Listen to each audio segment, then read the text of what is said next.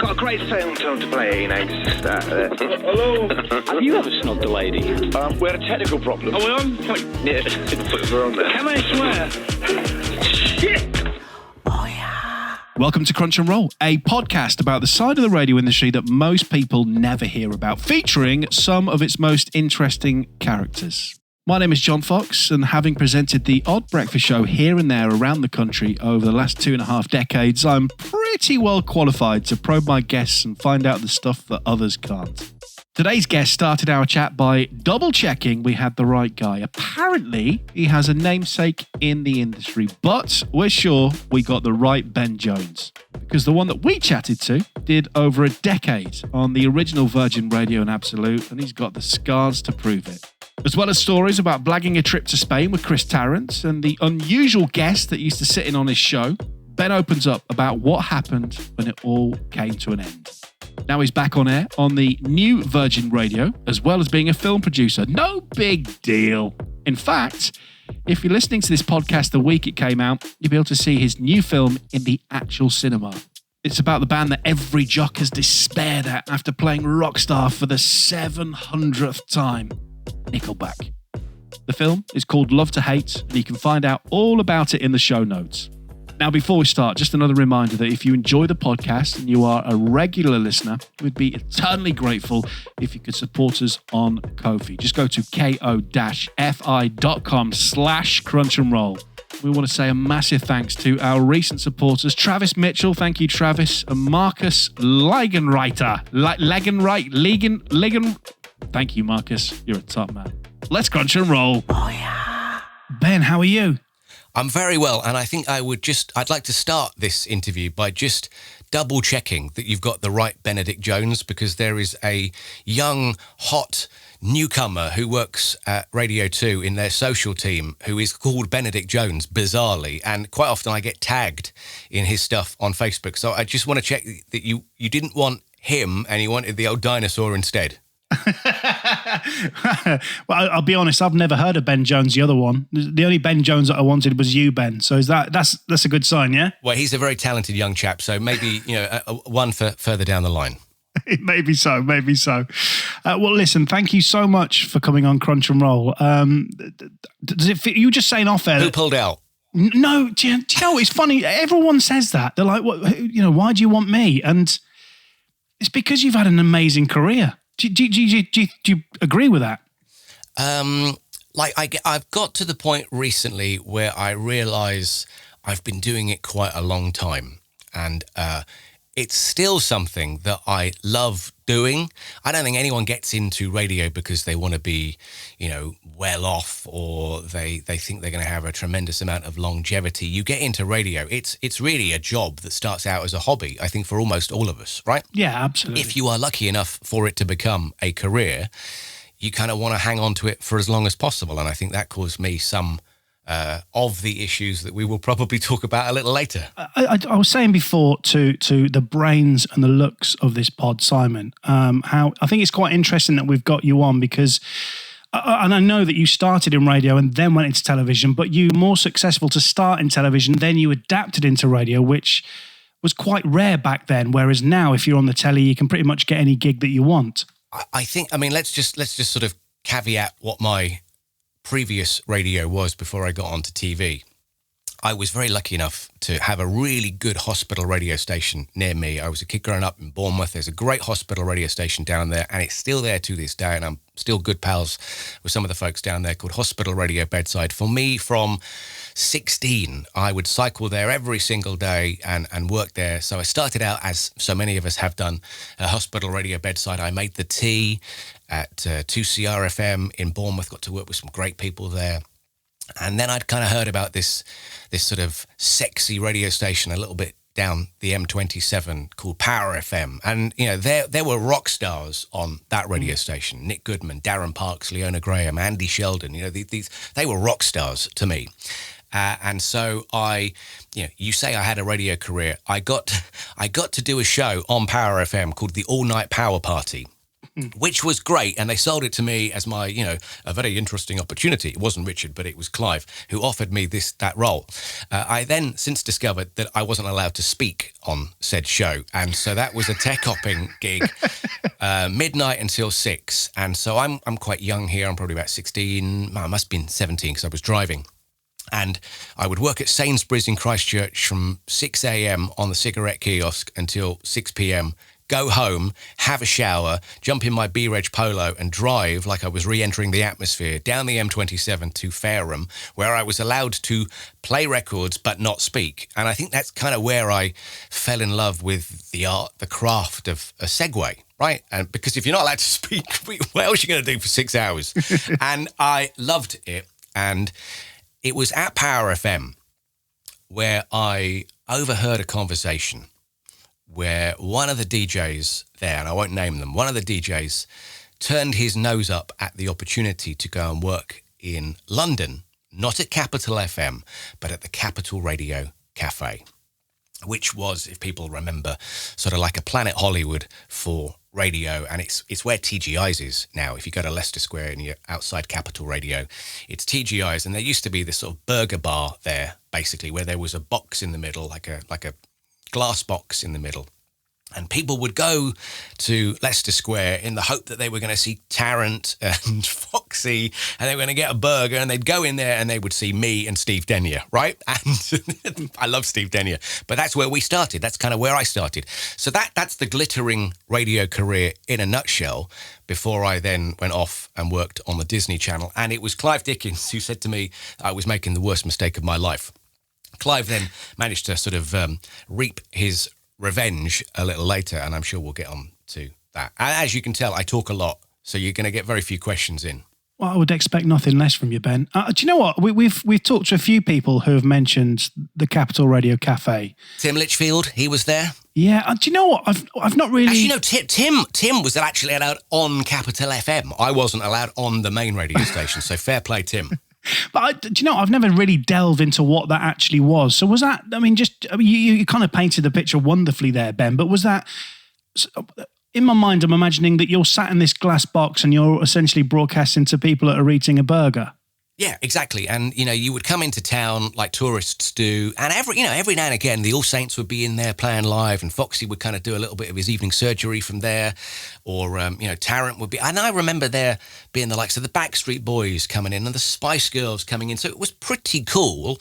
But even then, I think £20 for a burger.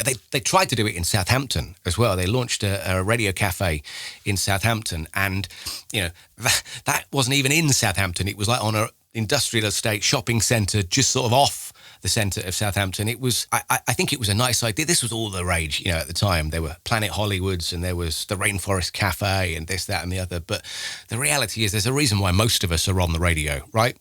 We shouldn't be near the public. The public don't want to look at us, and they certainly don't want to look at us when they're eating a burger, an overpriced burger.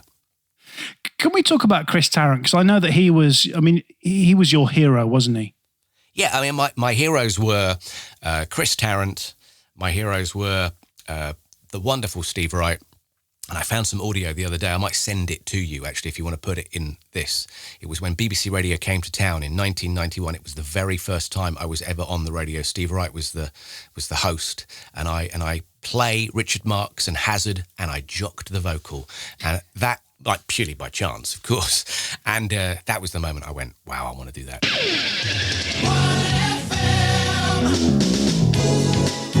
This is Steve Wright on BBC Radio 1, and now over to our special reporter of the radio show. Thank you, Steve. Hi, and welcome to the BBC Radio Show. My name is Ben Jones, and I'll be playing some of my favourite tracks. The time is now 12:45, and the weather forecast is cloudy with some sunny intervals. Just time for some traffic news here. The A41 south of Whitchurst is blocked both ways after a lorry shed its load. The Blackwall Tunnel is slow moving in both directions after an earlier accident. And roadworks on the A5 in Buckinghamshire are still causing delays in peak hours. Don't forget, the news and weather will be here in 15 minutes. In the meantime, here's Richard Marx and Hazard. So yeah, Foxy, Steve Wright and Chris Tarrant. And what was it about Chris Tarrant that you adored so much? His just utter ease with the listener. Utter ease. It was that one-to-one relationship. And, here's the thing. I didn't live in London. I lived in Bournemouth. And so to hear, Foxy or to hear Chris Tarrant, I would have to sort of drive up with my folks. When I was younger, we would be coming up the M3, and the moment we sort of went past Basingstoke, there's a little hill on the M3, and after you go the other side of that, you could kind of get 95.8 Capital FM would come in. And it was, stop, let's put the radio on. And so the moment we went over there, if it was in the morning, Tarrant was on. If it was in the evening, Foxy was on. And, I think as a broadcaster, I probably sound more like Foxy. If I'm I'd love to be as good as him. I'm like a tenth of as good as Foxy, but my style is probably more Foxy. But at the time, that guy, the perfect breakfast host to bring in the nation, to bring in London, was Chris Tarrant. And he could still do that, whether he was, in Leicester Square or in the Caribbean. Still didn't ever alienate the listener, even when he was on a fancy jaunt. And is it true that he mentored you? He kind of took you under his wing? Well, a little bit, and he was lovely. And I've got a letter in the downstairs toilet that he wrote to me. Amazing. In 2001, and I think I've shared this on social media before, where he had kind of listened to my demo tape and had given me some advice, and I went back and did another one, and then he'd sent me a demo tape. I'd sent him another one, and he came back and he went, "That's the one. You've got it. You got it." And I'm going to send it to some people. And actually, I just remembered this story. So I was working at the Radio Cafe. Chris Tarrant was obviously doing the breakfast show. It was when Chris had fallen out of the tree and broken his arm fishing. And they were off to, I think it was either Mallorca or Menorca to do the show from there. And he was asking me, something about it. He was asking me whether I was aware that they were going. And I said, "Oh, yeah." And I told a real stinky lie. I went, "We've got some friends that have got a house out there. I could come out and help if you like." And he went, "Sure." And so I think the story goes, I went out to Menorca and I didn't have anywhere to stay. I slept on the beach for the first night. And I obviously then turned up to the OB the next day looking like absolute death. And I think I was rumbled, within 2 seconds. I spent the entire time while Chris was doing his show being thrown in the water by this little 6-year-old blonde-haired kid who is now about 8 feet tall, and the wonderful Toby Tarrant, who does an amazing job on Radio X every single morning. But so that makes me feel really old when I know that I was doing that, and Toby would have been about, he can't have been 10. So you lied to Chris Tarrant to... Yes. Sorry, Chris. Sorry. I'm not entirely sure I've ever told him that story. But I saw him not that long ago. He came into Virgin as a guest on Chris's show. And I was covering for Eddie Temple Morris at the time. And so we caught up, and he was just, Chris Tarrant is Chris Tarrant. He's the nicest guy. And I won't ever forget those people who were really kind to me, stopped on, their busy days, their busy lives to offer some advice. And Foxy, he was the same as well. Neil Fox was the same. There were many. You go to do some TV. So how did that all happen? I saw an audition, or I heard about an audition for the Disney Channel, and I went up to Fulham and I did a terrible audition, and I thought I'd blown it straight away, and I think I left thinking I had blown it. I got a call back saying you hadn't blown it, or almost hadn't blown it, and there was a couple more auditions, I think, and then I got the gig on the Disney Channel, and the Disney Channel was going in Vision for the very first time. They were looking for a breakfast show host. This is about 1997, I think. And I remember turning to Clive Dickens and saying, "I'm going to have to leave the Radio Cafe because I've got this, and I'm going to leave doing the all-night power party where I wasn't allowed to speak, and I'm going to go to Disney." And he said it was a terrible idea. And, so I did I think I did a year or so on the Disney Channel. I then left to go to Children's ITV and just had a tremendous time. I must be 17, 18 at the time, 19 maybe, something like that, working really hard. So I would get up every day. I lived in Bournemouth, and so I would drive from Bournemouth to Hammersmith every single day at 4 a.m, where I would then go to sort of a part, St John's Wood it was. So I'd then drive from Hammersmith to St John's Wood, leave the car there, go in and do this live show on the telly every morning, 7 a.m. until 9 a.m. And then there was a time when it just started, when then I was driving back to Southampton and going to college and university. I mean, was unsustainable. I was knackered, so I had to quit uni and had to quit college. Did you enjoy television? I loved it because, of course, I was the kind of kid at school who, like, the girls weren't necessarily interested. I wasn't cool. I wanted to be cool. I wanted to be, I always wanted to be like Andy Crane. And I remember meeting Andy Crane at Children's BBC. I've got the photo too. Many, many moons ago. I just thought that was the best job in the world, and that's what I wanted to do. But with TV, and I did a show on ITV called The Top 10 of Everything with the wonderful Vanessa Bewley, and worked with the likes of Stephen Mulhern and Danielle Nichols. But TV's, like, to do a little TV show like ours, had 50 people working on it. Mm-hmm. Whereas radio, it's the intimacy of radio that's just so fun. Like, you can go from doing a TV show with 50 people, 100 people on it, whatever, to sitting in a radio studio with a box of your favourite records and just, it's you. It's you, those songs, the listener. Who doesn't want to do that? I'm trying to work out in my head. So, because of course, after doing your little stint in television, you then go back to do radio. When you were doing TV, was your brain then switched and thinking, right, I need to be the next big TV star, or was the urge always to get back into broadcasting? I think I wanted to be on TV for as long as I could. I was never going to be Anton Deck. I was never going to be Stephen Mulhern. I've always kind of been, I have been comfortable. I realised I was going to be the BC team for most of my career, and I'm fine with that, right? I would have stayed on the TV for as long as I possibly could, but I've always loved radio, and there was a great radio station in Bournemouth called NRG, which was set up by some really young, dynamic entrepreneurs, and it was a great sounding radio station. It kind of sounded like Power FM, but was run for 10p down the road in Bournemouth. And I did a show with my friend on Saturdays, thinking I was Chris Moyles, thinking I was innovative and Chris Evans, and doing silly games and playing silly records, and I'm sure it was utterly horrific. But again, I was falling back in love with radio, and it was at that point then that I thought, right, well, I'm doing less and less TV. Maybe I'll do more and more radio. And I sent some CDs off to all the usual radio stations, and didn't hear anything back. Which is always a bit of a worry, isn't it? The sound of silence was deafening. Yeah. Hey, I'm the next big thing. I mean, I remember sort of, driving. I was in London. I think I'd been obviously doing the Disney Channel. And I remember, this is a true story, I remember going into Golden Square, and I remember standing outside Virgin Radio.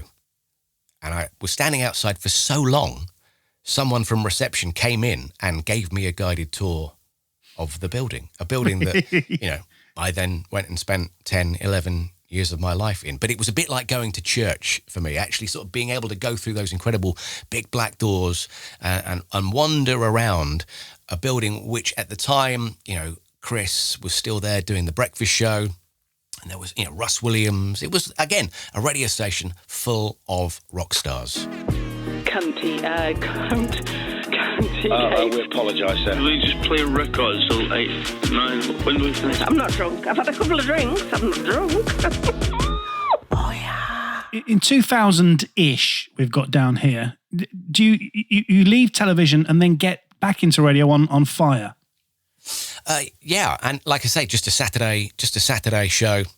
They were really cool. They just sort of let me get on and do what I wanted to do, and we did silly games and played silly records, and it was fun, and it gave me the taste for radio. Again, it made me fall in love with radio, and that was probably the first proper time, really, I'd ever had a show, because I hadn't had one on Power FM, I hadn't had one on 2CR, I had one on Hospital Radio, but it was a very different type of show. Playing Acapulco and playing, oldies and classics, actually something which I quite enjoyed recently on Virgin Radio Anthems. Not that we play a tremendous amount of Acapulco, but the older classic songs. And so I was on the radio again, and as I say, I don't think I was there all that long. It's so long ago, I can't quite remember. But again, I fell in love with it, and I thought I was where I should be on the radio, and I wanted to do more of it.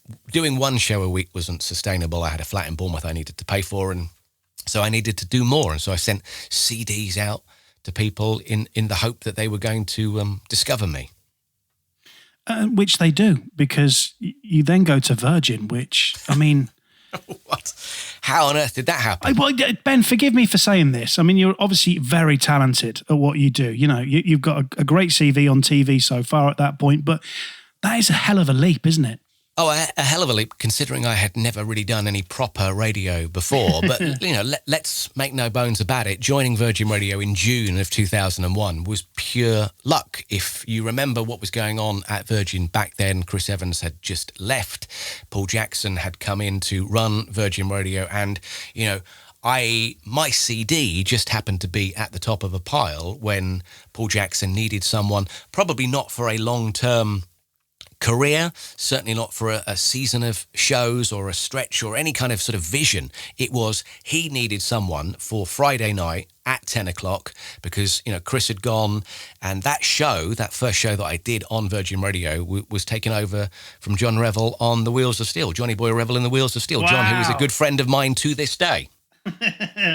So, I mean, talk to me about that first show that you do on Virgin. I have absolutely no memory of it whatsoever. I remember Paul Jackson, and it must have been Paul calling me. I had had a bath in my flat in Bournemouth, and I'd come out, and the towel was wrapped around me, and the phone rang, and I got the call, and it was Paul saying, we'd like you to come to Virgin Radio. And I remember jumping, sort of like scissoring over the side of my sofa and landing. But as I landed on my own bits, shall we say. So I had this tremendous euphoric high of joining Virgin Radio with the fact that I just sat on my neck. I can still remember that to this day. It was sort of pleasure and pain in equal measure. But yeah, that first show, what I can remember, actually, I can remember one thing from that first show. I was wearing like shiny jogging bottoms. What? It must be so old that it was vaguely shell suit like, I'm sure, right? And I remember making a comment about the trousers and doing the noise on the radio. And I remember the first text I got was, "No one gives a shit about your shiny trousers." I was like, well, welcome to Virgin Radio. But, the weird thing was, I was massively out of my depth on Virgin Radio, and I had to work my ass off to get anywhere close to the likes of Pete and Jeff and Russ Williams and so on. And Paul, had come from this sort of classic school of radio management, and he ran the radio station, like a world-class football team. He wanted the team to do well, and if you had a bad game, you'd know about it. I think I got the hairdryer treatment once or twice, but my God, that guy knows how to handle music flow. He knows how to spot a hit, and I think that is something that is sorely lacking as a skill by some at the moment. But I walked into this radio station, did that Friday night show. That became quite quickly, I think I was doing 1 till 4 in the morning on Virgin Radio to start with, and I was doing that show on 9/11. When September the 11th happened. And I do remember Harriet Scott handling it so well, Nick Jackson handling it so well. That's how long ago I was on Virgin Radio. It's because, not on national radio, I was never that good, but I did weekend overnights when I very first started. And doing overnights, as much as it is an amazing place to start, it can be, after a certain amount of time, quite soul-destroying. But I guess I'm asking, is it the same when you're on national radio where, maybe you've not got one really, or two... because it's so busy. Like, the nation is still awake. Like, there are so many people, and you'll have spoken to other broadcasters who have made that slot very much their home. So I was in my 20s. So I had all the energy. Now I go to bed at 9:30, right, with a book. The very thought of doing overnights, and we'll talk about overnights again a little later when I sort of had my crash and burn moment and then went back to doing overnights as a slightly older person. It's a really hard gig to do. Those who do it, like Simon Beale, I have nothing but respect for Simon Beale. And when I did Heart Overnights very briefly, he then took over after I left. And I think he's just recently left because he's now doing the breakfast show or mid-mornings on one of the Heart spin-off stations.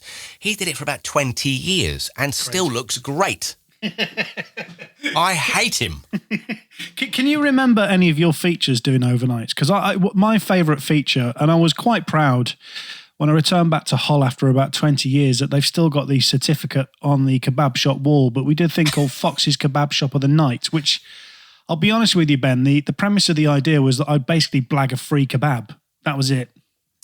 I don't think I was creative enough or inventive enough. I do remember that quite often, like the armed police of London would come in and sit in on my show for a bit, right? They would just be driving around, listening to the show. I'd answer the phone. They were like, "Oh, we're in Golden Square. Can we come in and say hello?"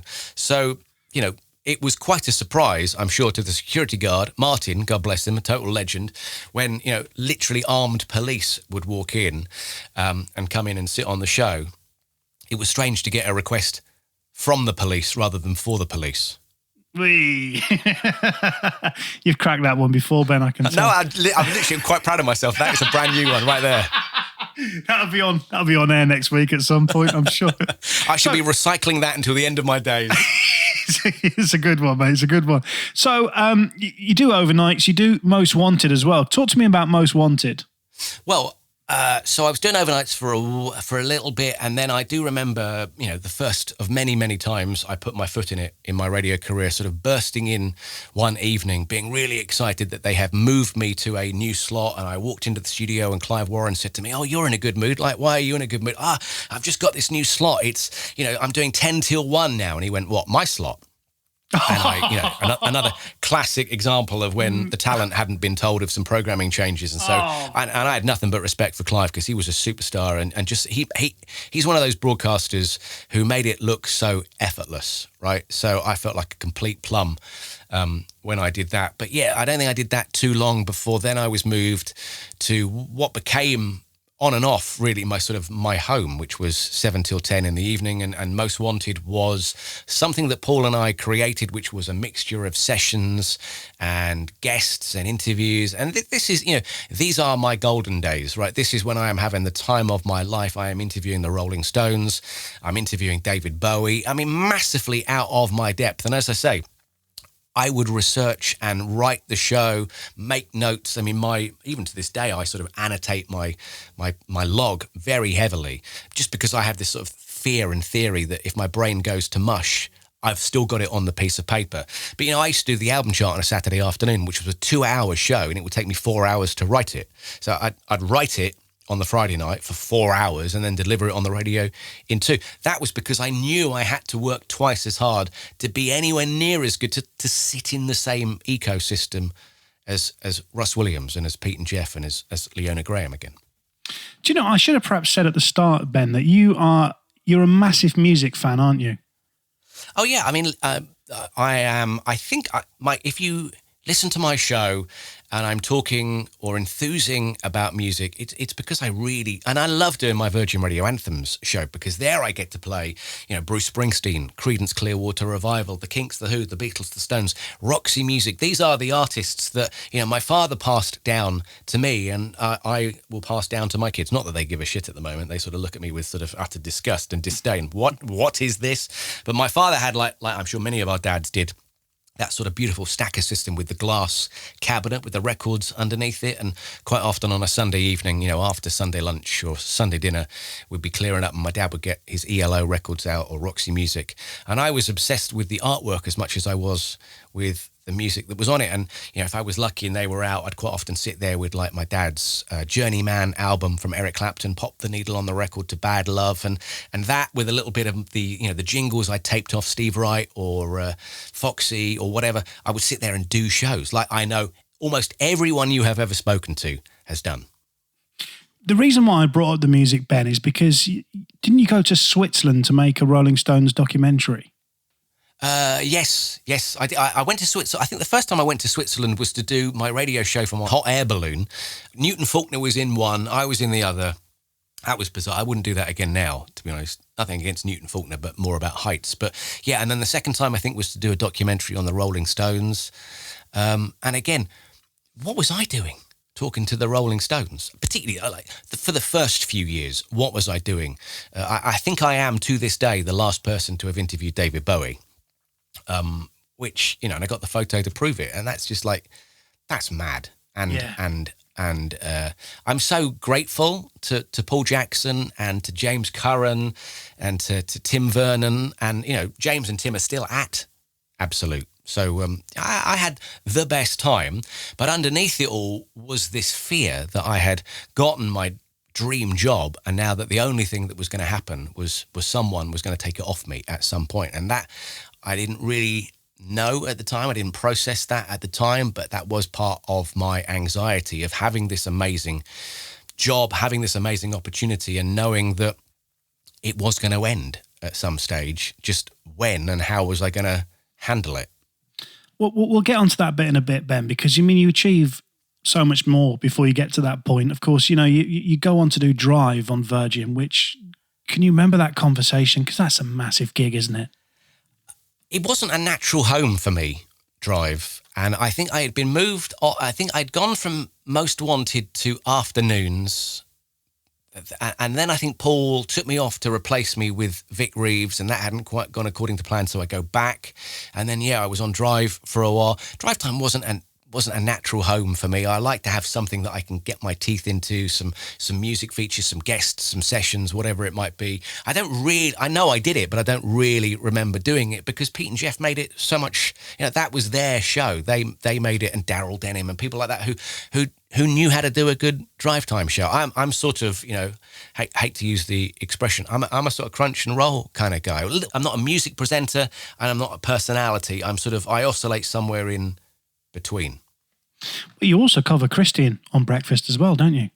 Yeah, I think that was because Christian was irreplaceable, right? And, he did this very unique show. And so when he was off, well, let's just flip to sort of hits and headlines, which is how I would describe it. So just, get in, play the songs, play a bit more. Don't try and be a second-rate, third-rate Christian O'Connell. He was the best there is. He's world class, which is why he's having the success he is. And I'm so pleased he is in Australia. But I just went on and filled the airtime and did it as professionally as I possibly could. I want to talk about I'd actually forgotten that I did Virgin Radio Drive Time. You mentioning it there is the first time I've remembered that I did that. You joking? Yeah, I've completely forgotten I had done the breakfast show. It was only cover. Okay, yeah, but still, people would give a left testicle to do a national breakfast show, wouldn't they? And you've forgotten it, Ben. Well, I think there's a lot of my time at Golden Square, because it was quite a big piece of time, where it all sort of blends into one. And I did have sort of PTSD about it for quite a while, which is probably why I've forgotten the sort of chronological order of a lot of it, really. Are we bringing back bad memories here, Ben? I'm slightly concerned. No, not at all. I think most people, I think probably the reason why have spent so long on radio stations that are called Virgin Radio is that I'm kind of, that's where I belong. That's kind of where I sit, or certainly the me of, my previous years. I'm probably perceived as being the Virgin Radio guy. So Ben, just tell me, before we get on to the rebrand of from Virgin to Absolute, just talk about the good old days, because Virgin was a huge station, wasn't it? Oh, it was massive. It was massive. And, this was a time when there was a lot of money in commercial radio, and we would do sort of like, festival coverage backstage at the V Festival or the Isle of Wight Festival, and, some giant brand would sponsor it. And I remember, year after year, we would go to the V Festival. I didn't miss it from sort of like 2003 to, I think, about 2010 or something like that, and it was always one of my favourite weekends of the year. And I remember one year we had a giant swimming pool backstage, and we actually put a Rolls Royce in it, like Keith Moon. It was that sort of rock and roll. That was Virgin Radio at the time. It was a rock and roll radio station, and it sounded like it on the air, and it was rock and roll backstage. There are countless stories of various members of staff getting drunk in Soho, in the evening, coming back to the studios, getting in the building, dancing on the boardroom table, so much so that the boardroom table got smaller and smaller as they had to sort of shave it down over the years as various bits had snapped off or whatever. But it was, Virgin Radio was rock and roll. And I think that even though we weren't owned by Virgin, the brand, we behaved like Virgin, the brand. We were willing to take risks. We were happy to make mistakes. It was just a cool place to be. I remember one year at the V Festival, we all got in the bus and we all headed off, and I think the head of news was throwing up in a bag. It was just sort of like everything. It was chaotic. It was fun. Everyone was absolutely professional. But when we were allowed to, let our hair down, that radio station knew how to party. And there are probably quite a few stories in which the NDAs are still actively in place. Tell me about the team. Was it a tight team? Yeah, absolutely. There are a lot of the team who were there when I was there, who are still there to this day. So, James Curran, Tim Vernon, people like Kat McDonald, Claire Baker, there was Paul Jackson running it. Amanda Parry was sort of Paul's PA, and she's now over at Heart. And, there was this wonderful team of people who, were at my wedding. They are some of my favourite people in the world to this day, and were really kind to me when I needed them. It was a real family, and I know it sounds cliche and easy to say that, but I haven't experienced that. The new Virgin Radio, and we'll get onto that a little later, has a great family atmosphere, and there are some great people running that radio station. But this was it just felt like a little bit bigger and a little bit more dangerous and a little bit more chaotic behind the scenes, and that was cool, right? Did it feel like you were the naughty brother sat in the corner being part of Virgin, as in the team, as in the radio station compared to other stations? Yes, I think because we also weren't part of a massive group, like we were part of a bigger business, but there weren't like other radio stations that they could compare us to.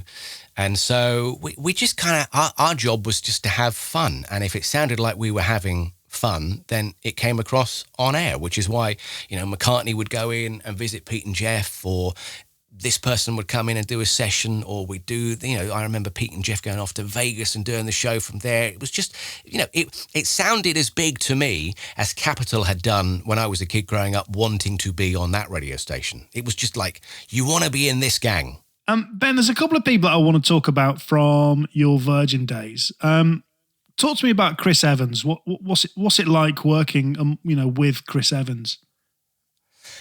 He's the biggest radio star around, right? And I used to have posters. Here's the crazy thing. As a kid growing up in the late 1990s, many lads would have like Elle Macpherson or Cindy Crawford on their wall, right? Posters of those. I had a poster of Chris Evans on my wall, so make of that what you will, right? So, I do remember, when I got the call to join Virgin Radio first time around, the reason why I was so excited was because that was where Chris Evans worked. As it turned out, I joined on the very first. I joined on the day that he left. Ah, right. Okay. So when I got the tip off from someone who will remain nameless that you should listen to Radio 2 tomorrow because he is resigning, and in a few weeks' time he's coming to Virgin Radio, and I went, shut up. And lo and behold, I was sort of blown away. The weird thing is, I reckon I've probably seen Chris like 10 times. I reckon in the entire... Yeah, because I work Friday night, right? So I know he's there because I listen. We do the school run, and there is still no one better in the morning than Chris. The show is quite different from that sort of 90s Chris Evans, but I think we've all changed, and Chris has changed with it. So, it's an honour to be on the radio station that Chris Evans is on, because again, Chris is a bit like Steve Wright and a bit like Chris Tarrant and a bit like the other people that I have mentioned, Foxy, for example. They're the godfathers, right? The other person I would like to ask about is Paul Jackson, because a lot of people have talked about him. I just wondered what kind of, how was he for you as a boss? I have everything I have is because of Paul Jackson taking that punt on me. So I know that some people have a very different opinion of Paul Jackson. For me, he's never been anything other than a great guy, and also a real inspirational guy, because for me, he was the kind of, and people sort of describe him as being like a football manager. You wanted to perform well for Paul. The way he worked with me, and I can only describe the way his management style was on me, was I wanted to do good shows for Paul Jackson. Quite often I would do my show, and I'm not entirely sure whether this is particularly healthy, but I would do my show like he was the one listening. And actually, when you get a text from Paul at the end of your show on a Friday evening saying, that was wicked, that was world class, well done, you'd be buzzing till Monday. Yeah. And if you got a text message saying you are an arse, what the hell was that? He would ruin your weekend. And Paul ruined a few of my weekends. I'll give you that. I think he hair dried me once, nose to nose. But again, I still talk to him to this day. He's out in Australia doing great things. I get still an inspiration to me. And actually, the best bosses shouldn't be the easiest bosses, right? They should definitely challenge you, yeah. Yeah, and he gave me great opportunities. So, and I even said it a bit like Paul then, great opportunities. So yeah. It was a technical problem. You heard something on air you shouldn't have done. Oh, yeah. So let's talk about the rebrand then to Absolute, because, I remember when I was at a station in Birmingham, when we changed from BR&B to Free, it was a bit like, oh, why, please, no. I mean, how was that for you and how was it for the team? Can you remember? I think it probably kind of made sense, really. So we had been owned by a variety of different company, and then if you remember, it was the Times of India and a couple of other new management people came in to kind of run it, and they talked a good game, right? They were sort of like flashy used car salesmen a little bit. So we were kind of sold on the reasons and the rationale behind having our own sort of identity, having our own autonomy, away from having to pay this other company to license this brand, and it kind of made sense. I mean, I bought into it a little bit. At the time, David Lloyd was running the radio station. David Lloyd was the sort of the programming director of Virgin Radio, and I loved him. I thought he was superb, and I loved that building, right? So you can call it something different if you like. It's a bit like your favourite pub, yeah? Change the title. The regulars are still the regulars. They're still serving the same drinks. You're still having the same good time. So I didn't really mind what they called it. I just wanted to be part of whatever lineup they were creating. And tell me about the shows that you did on Absolute.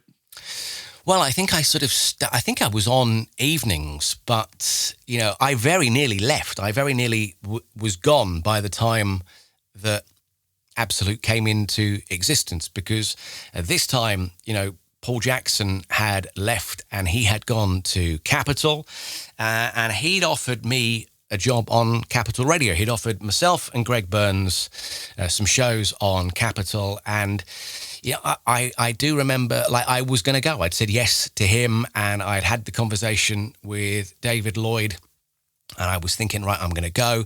And I remember just sort of like something didn't quite sit comfortably with me. It was a bit like a stone in my shoe. And I remember, this is a true story, I remember sort of pacing my garden at like 4 or 5 o'clock in the morning, doing Capital links, like 95.8 Capital FM, blah, blah, blah, blah, blah, And I didn't know at the time, the music that they were playing, the likes of Wretch 32, and I had no interest in sort of Nicki Minaj or any of that kind of stuff. It kind of left me cold, but I was also a huge fan of David Lloyd, who was, as I say, running Virgin Radio at the time, and frankly, way too briefly. He was a real people person. He was a great man with a tremendous ear for detail and the art and the craft of communicating with an audience. And he actually helped me mature as a broadcaster. I think he taught me how to breathe better. He taught me you didn't necessarily have to do this or that with words. So the power of words was something that no one had ever taught me before. No one had ever explained the power of words before. And David Lloyd did that. And it's a shame he didn't last all that long, as the station then evolved into Absolute. And it wasn't long before I was given my marching orders. But there was a great team of people there at the transition. And again, I mentioned the likes of Tony Morey and Paul Sylvester and all the music team that I'd mentioned before. There was a while, though, when the new management weren't really listening to what was coming out of the speakers. It felt like, to me, they were more obsessed with launching apps that cost a fortune and 6 people would download. And so there was quite a while where it felt like those owners of the radio station weren't all that bothered. That was my perception. It might not be, there are two sides to every story and then there's the truth. That's how I felt.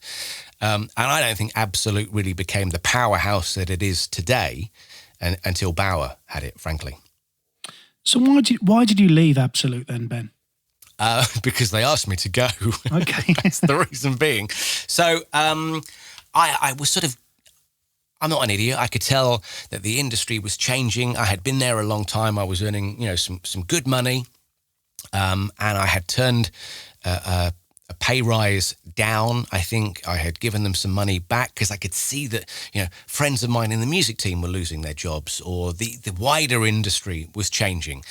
And I remember going into this meeting, and it was at the restaurant that is next door to Golden Square. It's a restaurant called Bob Rickard. I've only been there twice. Once was when I got fired, and the second time I got food poisoning.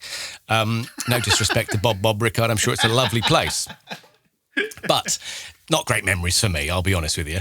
So I sort of went to the meeting. I had planned the meeting in my head. I'm going to accept a pay cut, like a significant 40% pay cut. Maybe it won't be 2 years, maybe it'll be a year. Like, I can't remember exactly the details, but it was sort of like, I'm willing to do what it takes to stay here. And it wasn't that meeting. It was, you're off, thanks very much. And I could tell that it was difficult for people, like James Curran, who was a good friend of mine. But that was it. And I remember coming out of that meeting, walking over to my car, getting into my car, and knowing that my world had changed that day, and being utterly, utterly terrified because I didn't know how to do anything else. Especially because you've been there for so long as well. I kind of spent 3.5, 4 years, maybe a wee bit longer in Birmingham, but to spend that long at a station, Ben, it must have been even more painful to be told that you were no longer wanted to be, they wanted you to be part of it. Yeah, particularly as I kind of sensed that good stuff was going to happen at some stage there. And I had one child, and a second one had just arrived, and he was a little baby. And I had asked them not that long before whether my position was secure, because I had a young family. My wife at the time wasn't working, or she was on maternity leave. I can't quite remember. But, I was sort of aware. My hackles were up. I was sort of sensitive to the fact that this was a tricky time for me, because I was now the main breadwinner. I was the only breadwinner, and we had a young family. And, what was weird was they gave me 6 months, which was nice. That often doesn't happen in radio. And so I did the farewell show. I knew that my last show was my last show, and I got to pick all the music. Actually, I'm not entirely sure whether they let me or I just did it because, what were they going to do? But I got to play, the songs that I wanted to play on that last show, and off I went. But I was crushed, really, when Absolute let me go, utterly crushed, because it was actually my worst fear. And I'd built up this sort of castle of, my castle was built on these sort of foundations of sand. And I knew this wasn't a career for life. My mum worked in the medical profession. My dad was a headmaster. They had careers for life. This wasn't one. And I knew that I wasn't entitled to remain there forever, but I had worked so hard. I'd given it everything. I got, good numbers. I wasn't on the biggest salary. I was the nicest, person I could be in the office environment, all in this sort of effort to ensure that I wasn't the first out the door. Why? Because I loved it. And I had no idea how to do anything else. And so I went into that experience with optimism. So I did my last show on Absolute on a Friday evening.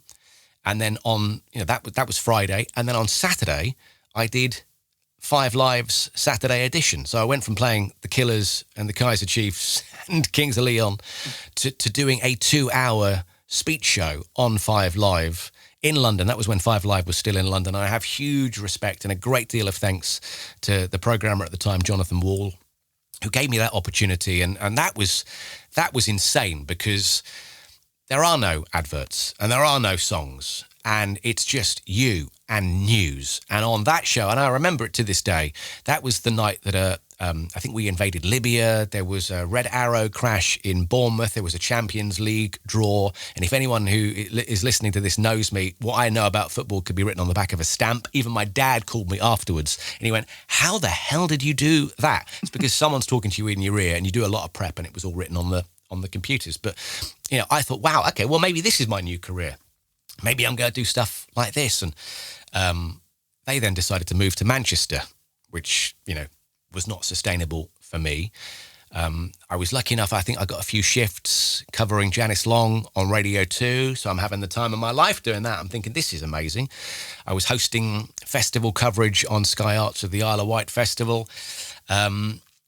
But it was difficult because I had a young family. I couldn't sort of relocate to Manchester. And then very quickly the phone stops ringing. And this, again, the sound of silence is deafening. No one wanted to touch me. Well, I mean, you were, really open to me when we chatted before we agreed that you'd come on to Crunch and Roll. And I really admire how brave you were to admit that when you left Absolute, it really did affect you, didn't it?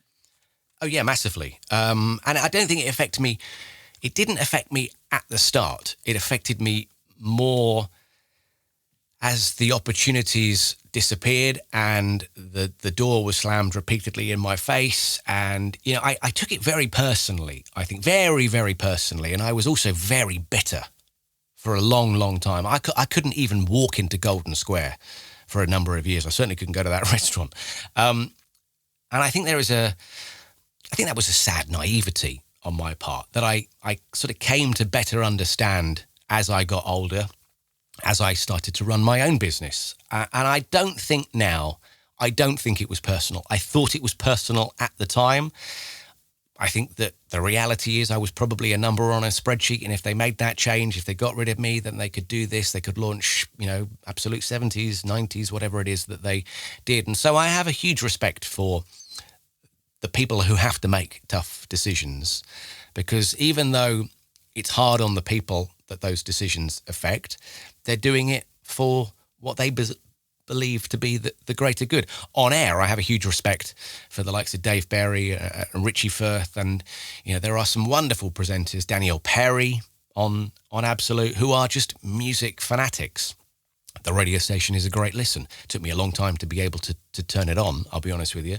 And as I say, there are many people who work in that building, as they are just about to move buildings, who I adore. Some of my very favourite people. It was weird. In 2019, I was asked to do some cover shows on Magic. I think I did just a handful.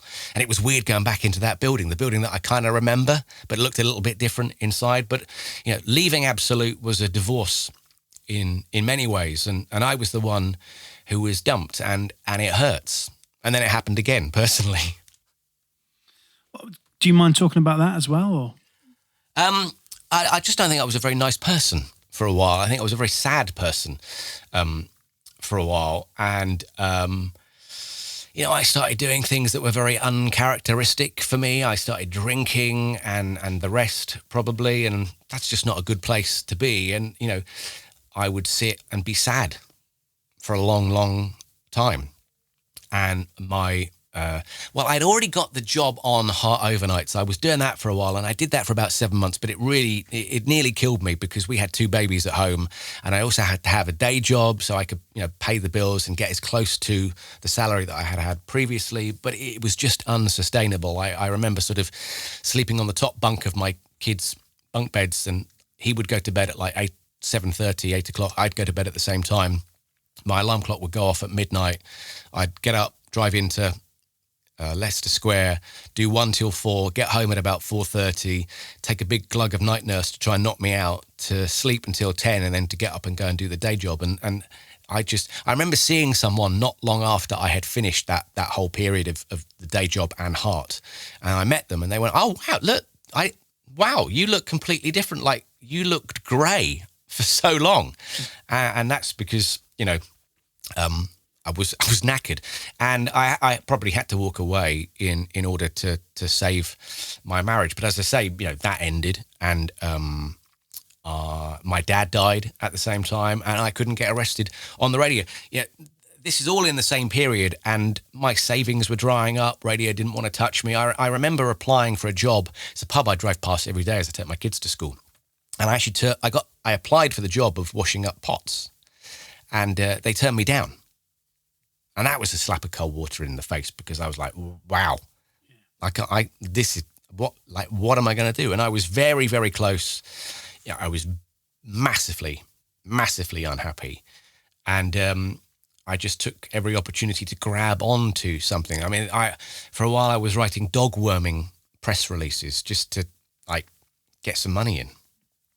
Do you know, I genuinely, Ben, I admire you for sharing, the truth and how it is, because I don't think many presenters talk about it because, you know, when you're given the boot from a radio station, and I perhaps should have put that a bit softer, but when you're told that you're no longer wanted, having put your heart and soul into something that, you know, you live and, I mean, radio presenters, we live and breathe our shows. You know, when I was doing breakfast shows, that's all I thought about. It's funny now I do something else. I say to me pals that I kind of like it that I don't have to think about it as much when when I leave the office, because when you're on air, that's all you do is you just constantly think about what, you know, you're going to say, your links, your et cetera, et cetera. And then when someone says, I don't want you anymore, it's so tough, isn't it?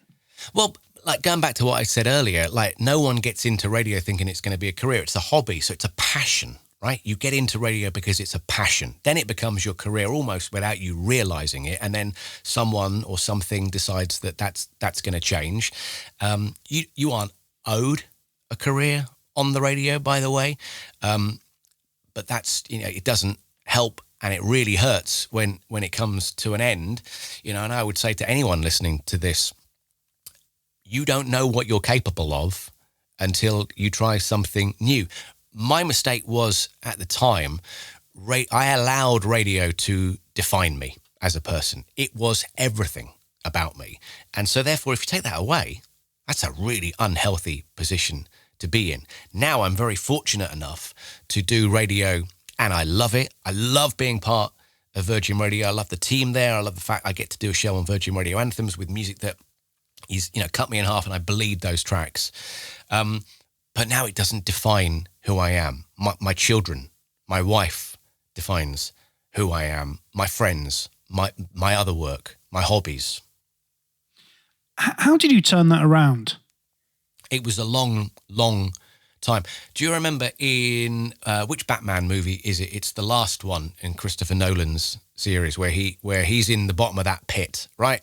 And he learns to just grab onto one thing and eventually pulls himself out. It was a series of just saying yes to everything. So took a job in a company writing press releases. I hated it. Got a job at a music streaming company, liked that a bit more. Learned a few skills, worked with some other people, worked out how to do, you know, budgets and spreadsheets and PowerPoint presentations and, you know, talk to people in the real world and not just play records for 3 hours a day. Massively grateful to people like Des Paul, who was a wonderful broadcaster on Magic Radio, has a great company called The Content Works. He gave me an opportunity to work in his business, like a day, a week. Just like didn't say no. I just said yes to everything. And then that must have been 2016 when I heard that Virgin Radio was coming back with wireless, and I begged for a show. On that radio station, and you know, I got on that radio station not because they wanted me, but because they wanted to stop me annoying them. No. And you know, very lucky to have been given that opportunity, and I'm still there to this day. So are you in? I mean, you talk about how radio doesn't define you anymore. But are you enjoying it as much as you did when you first? No, I love it. I think I like it even more. Oh, really? Okay. I think I like it even more because, like, I know that if it ended tomorrow, I'd be disappointed and I'd be saddened, but I wouldn't be where I was, you know, previously. And I do think a lot about the wider industry, and I have nothing but, you know, deepest respect and condolences for people who are going through what I went through, you know, back in 2011, 2012, you know, they're going through that now. And it's that fear and it's that uncertainty and it's that lack of confidence. And it's, well, what the hell am I going to do now? You have no idea what you're capable of. What do you want to do? You also have a set of skills that you don't even realize that you have, right? The ability to communicate, the ability to stand in front of a room and host a presentation, or the ability to go out there and hustle for work like you would hustle at a roadshow or meeting listeners or meeting clients at a radio station. You can do that. And like I have used every one of those skills that I learned in radio to develop this new business and all these wonderful different things that I do now. I sort of sometimes wonder whether I should go on Britain's Got Talent, the number of plates I'm spinning. But, you know, as I say, every day is a different day. Radio is part of my life every single day. And I'm really grateful for that. Forgive me, Ben. I do want to get on to what you're doing now because it's fascinating. But and I'm sorry to dwell on this, but there'll be people that listen to Crunch and Roll, of which there are a lot of people who have perhaps, you know, lost their gigs. What one bit of advice would you give to those people? Hustle, and have utter faith in your ability, right? There are a lot of things in the audio space, in the presentation space, in the PR space, in marketing that you can do without you realizing it. Having, I think, the support of a great partner is a real help. And just having faith. Do not lose faith in your ability, because who knows where you'll be in 5 years? If I could go back in time and tell the me I was having my worst time. I mean, I left Absolute in 2011, I think it was, and my real shitty time was sort of 2014. So it took a while for it to get as bad as it got. If I could go back now 10 years, right, and tell myself then what I was doing now, I wouldn't probably believe it. But do not lose faith in your ability to be a great person and a great success in whatever you turn your hand to next.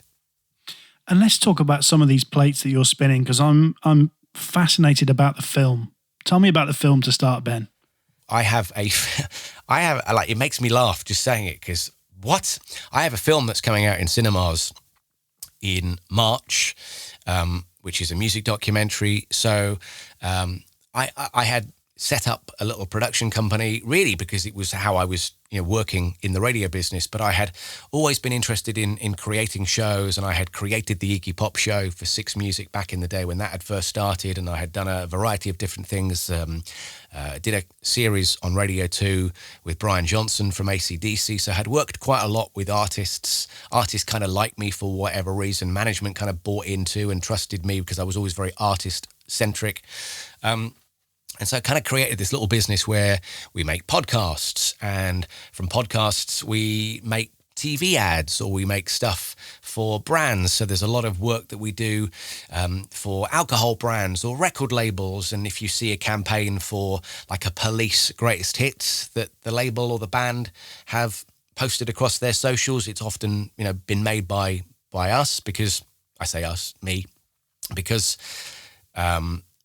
they've got the assets and they just want to roll it in glitter. I love telling artist stories, and that kind of evolved a little bit. And in 2017, I think it was, I was asked by literally everybody's favorite band, Nickelback, to, I know some people hate them, but we'll get on to the reason why in a moment. But I was asked to do an EPK for an album of theirs that has since come and gone a long time ago.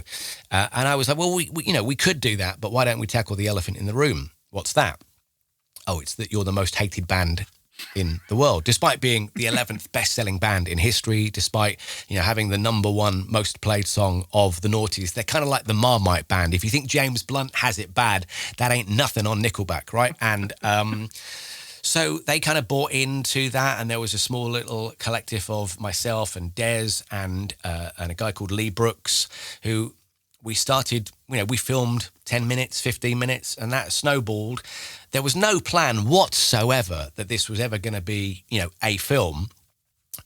Forward wind to middle of last year, we get a phone call, kind of finished the film at that point, and COVID had got in the way, so it kind of paused the film. But we'd finished it and we weren't too sure what to do, because we're idiots and we've not made films before.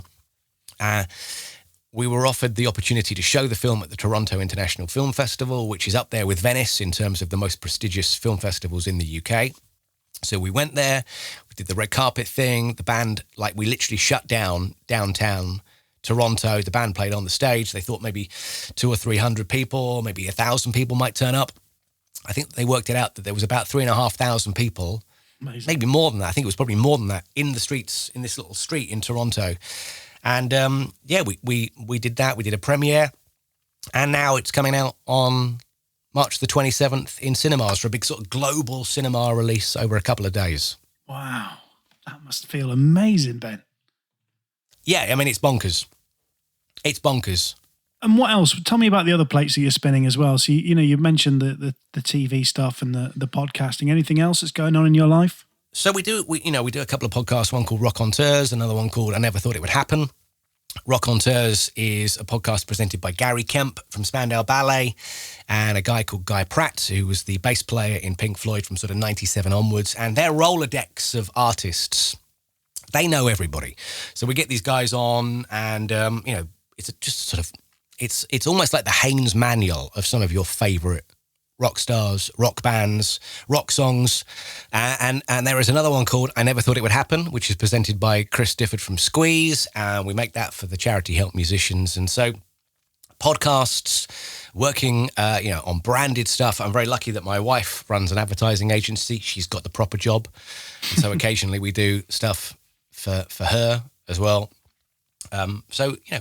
It's good. What I have now is gratitude and I'm grateful for every opportunity. And I am really grateful to people like Francis Curry and Mike Cass, who, gave me opportunities on this new Virgin Radio just to have the time of my life again on the radio. And I'm so grateful.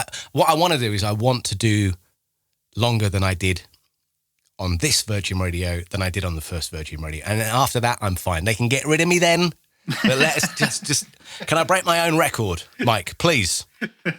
Mike, if you're listening, let me break my record. There's a challenge there. There's a challenge, Ben.